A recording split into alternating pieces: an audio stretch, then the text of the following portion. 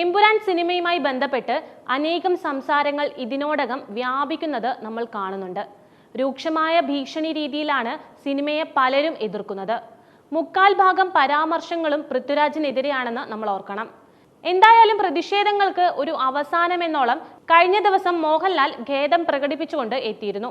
അതും കഴിഞ്ഞ് ഇപ്പോഴിതാ പൃഥ്വിരാജിനെതിരെ നടക്കുന്ന ഈ കടുത്ത ആക്രമണത്തിൽ പ്രതികരിച്ചിരിക്കുകയാണ് അമ്മ മല്ലിക സുകുമാരൻ.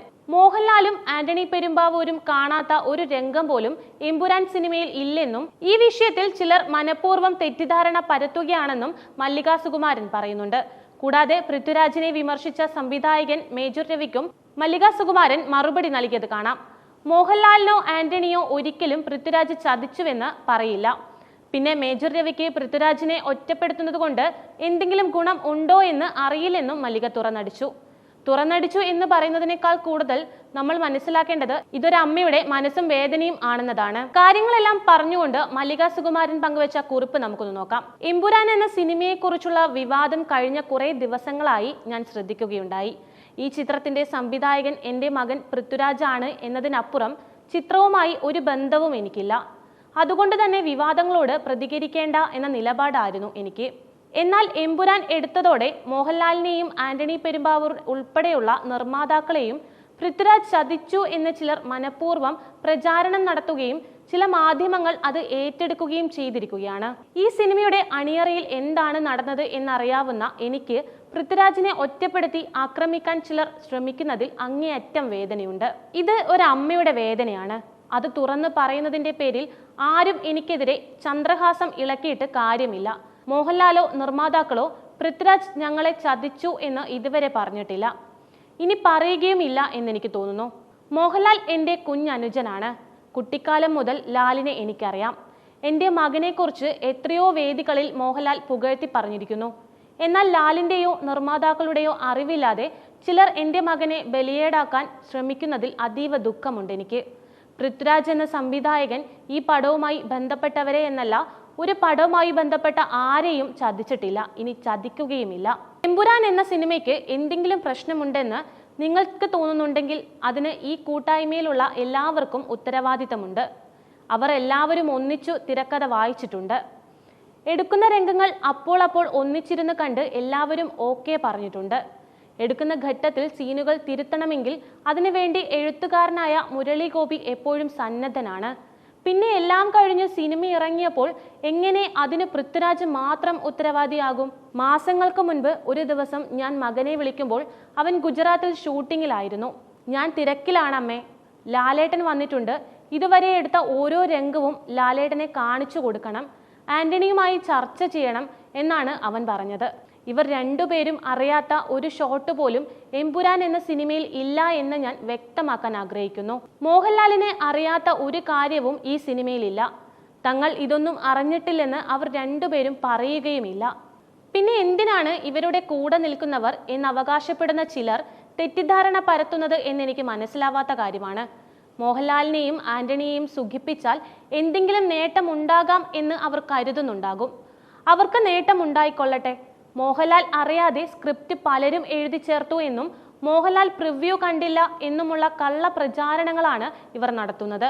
പ്രിവ്യൂ ഇല്ലാതിരുന്നത് കൊണ്ട് തന്നെ തിരക്ക് ഒഴിവാക്കാറുള്ള ഞാനും എൻ്റെ മരുമക്കളും കൊച്ചുമക്കളും സിനിമ കണ്ടത് റിലീസ് ദിവസം തന്നെയായിരുന്നു.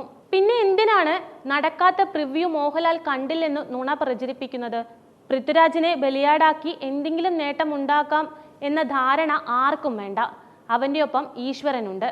ഞങ്ങൾക്ക് മനുഷ്യരെയല്ല ദൈവത്തെയാണ് ഭയം. ഈശ്വരനാണ് എന്നെയും എൻ്റെ കുഞ്ഞുങ്ങളെയും ഇതുവരെ വഴി നടത്തിയത്. അതുകൊണ്ട് തന്നെ എൻ്റെ കുഞ്ഞിനെ ഒറ്റപ്പെടുത്തി ആക്രമിക്കാൻ ശ്രമിക്കുന്നവരെ ഈശ്വരൻ വെറുതെ വിടില്ല.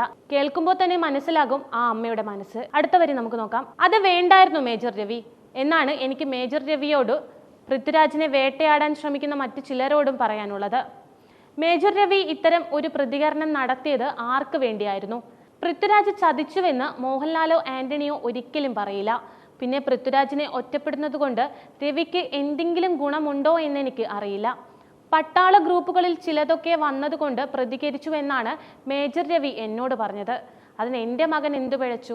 ആരൊക്കെയോ ഉണ്ടാക്കിയ കഥകളാണ് ചിലരിലൂടെ ഇപ്പോൾ പുറത്തു വരുന്നത്. പൃഥ്വിരാജിനെ ഒറ്റിക്കൊടുക്കാൻ ചില രാഷ്ട്രീയക്കാരും സംഘടനക്കാരും ആരാധകർ എന്ന പേരിൽ ചിലരും ഏതാനും വാർത്താ മാധ്യമങ്ങളും മത്സരിക്കുകയാണ്. ഇതിനിടെ പൃഥ്വിരാജിനെ പിന്തുണച്ച ഒരുപാട് പേരുണ്ട്. അവരെ ഞാൻ മറക്കുന്നില്ല. പാർട്ടിയുടെയോ ജാതി മത ചിന്തയുടെയോ അടിസ്ഥാനത്തിലല്ല മനുഷ്യനെ സ്നേഹിക്കേണ്ടത് എന്ന് പറഞ്ഞു കൊടുത്താണ് ഞാനും സുകുവേട്ടനും മക്കളെ വളർത്തിയത്. എല്ലാ രാഷ്ട്രീയ കക്ഷികളിലും സംഘടനകളിലും ഉള്ളവരെ സ്നേഹ ബഹുമാനങ്ങളോടെ മാത്രമേ ഞങ്ങൾ കണ്ടിട്ടുള്ളൂ. അങ്ങനെയുള്ള ചിലരാണ് കഴിഞ്ഞ കുറെ ദിവസങ്ങളായി പൃഥ്വിരാജിനെ ഒറ്റപ്പെടുത്തി ആക്രമിച്ചു കൊണ്ടിരിക്കുന്നത്. ഇതിനു പിന്നിൽ ചില ചലച്ചിത്ര പ്രവർത്തകരും ഉണ്ടെന്ന സംശയം ഞങ്ങൾക്കുണ്ട്. എനിക്കോ മക്കൾക്കോ രാഷ്ട്രീയത്തിന്റെ പേരും പറഞ്ഞ് അധികാര കേന്ദ്രങ്ങളിൽ നിന്നോ പ്രസ്ഥാനങ്ങളിൽ നിന്നോ എന്തെങ്കിലും സ്ഥാനമാനങ്ങളോ അംഗീകാരങ്ങളോ പിടിച്ചു വാങ്ങാൻ ഒരു അതിമോഹവുമില്ല. അങ്ങനെ എന്തെങ്കിലും സംഭവിക്കാതിരിക്കാൻ വേണ്ടിയാണ് ഇങ്ങനെ വേട്ടയാടുന്നത് എങ്കിൽ അവരോടാണ് ഈ കാര്യം പറയുന്നത്. പൃഥ്വിരാജ് 10ാം ക്ലാസ്സിൽ പഠിക്കുമ്പോഴാണ് അവന്റെ അച്ഛൻ മരിച്ചത്. നല്ലതും ചീത്തയും പറഞ്ഞു കൊടുത്ത് തന്നെയാണ് ഞാൻ എൻ്റെ മക്കളെ വളർത്തിയത്. ഞങ്ങൾ രാഷ്ട്രീയം കൊണ്ട് ജീവിക്കുന്നവരല്ല. BJPയിലും കോൺഗ്രസിലും CPMലുമുള്ള നേതാക്കളുമായി ഞങ്ങൾക്ക് വളരെ അടുപ്പമുണ്ട്. രാഷ്ട്രീയ സാഹചര്യങ്ങളുടെ സമ്മർദ്ദം മൂലം ഇതിൽ ചില നേതാക്കൾക്ക് അഭിപ്രായം മാറ്റേണ്ടി വന്നേക്കാം. പക്ഷേ ഞങ്ങൾ അഭിപ്രായം മാറ്റുന്നവരോ അതിൻ്റെ പേരിൽ സ്നേഹബഹുമാനങ്ങൾ വേണ്ടെന്ന് വെക്കുന്നവരോ അല്ല. വേട്ടയാടുന്നവരോട് എനിക്കൊന്നേ പറയാനുള്ളൂ, എൻ്റെ ഒരു തുള്ളി കണ്ണീരിന് ഒരു ജന്മം മുഴുവൻ അവർ ഈശ്വരനോട് മാപ്പ് പറയേണ്ടി വരും. ചെയ്യാത്ത കുറ്റങ്ങൾ ചെയ്തുവെന്ന് ആരും പറയാൻ പാടില്ല. 70 വയസ്സ് കഴിഞ്ഞ ഒരു അമ്മ എന്ന നിലയിൽ ഞാൻ പറയുന്നത് സത്യമാണെന്ന് ഇവിടുത്തെ ജനങ്ങൾ മനസ്സിലാക്കണം. അടുത്തതായി മാധ്യമപ്രവർത്തകരോടാണ് പറയാനുള്ളത്. പൃഥ്വിരാജ് സെൻസർ ബോർഡിൽ പോയി എൻ്റെ പടത്തിൽ മാറ്റം വരുത്തരുതേ എന്ന് കരഞ്ഞു പറഞ്ഞു എന്ന വിവരക്കേട് കഴിഞ്ഞ ദിവസം ഒരു മാധ്യമപ്രവർത്തക പറയുന്നത് കേട്ടു. സെൻസറിംഗ് സമയത്ത് പൃഥ്വിരാജ് അവിടെ ഉണ്ടായിരുന്നു അത്രേ. പടം സെൻസർ ചെയ്യുമ്പോൾ സംശയങ്ങൾ ഉണ്ടായാൽ തീർത്തു കൊടുക്കാൻ സംവിധായകനോ നിർമ്മാതാവോ സ്ഥലത്തുണ്ടാകണം എന്നാണ് ചട്ടം. ഇതൊന്നും ഇവർക്ക് അറിഞ്ഞുകൂടെ? അടിക്കടി അഭിപ്രായം മാറ്റുന്ന മന്ദബുദ്ധിയാണോ പൃഥ്വിരാജ് എന്ന് മറ്റൊരു ചാനൽ അവതാരക കഴിഞ്ഞ ദിവസം ചോദിക്കുന്നതും കേട്ടു. ആ വാക്കിങ്ങനെ പരസ്യമായി ഉപയോഗിക്കുന്നത് തന്നെ തെറ്റാണ്. അടിക്കടി ചാനലിൽ നിന്ന് ചാനലിലേക്ക് ചാടിക്കളിക്കുന്ന ഇത്തരം മാധ്യമ പ്രവർത്തകരെ പോലെ അഭിപ്രായം മാറ്റുന്നവനല്ല പൃഥ്വിരാജ് എന്ന് മാത്രം പറഞ്ഞുകൊള്ളട്ടെ. പ്രിയപ്പെട്ട വിവിധ രാഷ്ട്രീയ കുടുംബാംഗങ്ങളെ, പൃഥ്വിരാജ് ആരുടെയും വ്യക്തിപരമായ രാഷ്ട്രീയ നിലപാടുകൾക്ക് ഒരിക്കലും എതിരല്ല. സത്യമേവ ജയതേ. ഇതായിരുന്നു മല്ലിക സുകുമാരന്റെ കുറിപ്പ്. എന്തു തന്നെ ആയാലും ജനങ്ങളിലേക്ക് നല്ല ചിന്തകൾ ഉയർന്നുകൊള്ളട്ടെ. ചിത്രവുമായി ബന്ധപ്പെട്ട് ഒരു കൂട്ടം ജനങ്ങൾക്ക് സംഭവിച്ച മനോവിഷമത്തിന്റെയോ മറ്റെന്തിന്റെയോ പേരിൽ മോഹൻലാൽ ഖേദം പ്രകടിപ്പിച്ചിരുന്നു. സിനിമയുമായി ബന്ധപ്പെട്ട് പല ആളുകളും സംസാരിച്ചിരുന്നു. അതേസമയം നമ്മൾ ചിന്തിക്കേണ്ടത്, ചിത്രത്തിന്റെ തിരക്കഥാകൃത്തായ മുരളി ഗോപി ഇതുവരെയും യാതൊരു രീതിയിലും വലിയ പ്രതികരണം നടത്തി മുന്നോട്ട് വന്നിട്ടില്ല. ഇനി അദ്ദേഹത്തിന്റെ അഭിപ്രായം എന്തായിരിക്കുമെന്നാണ് പലരും ഉറ്റുനോക്കുന്നത്.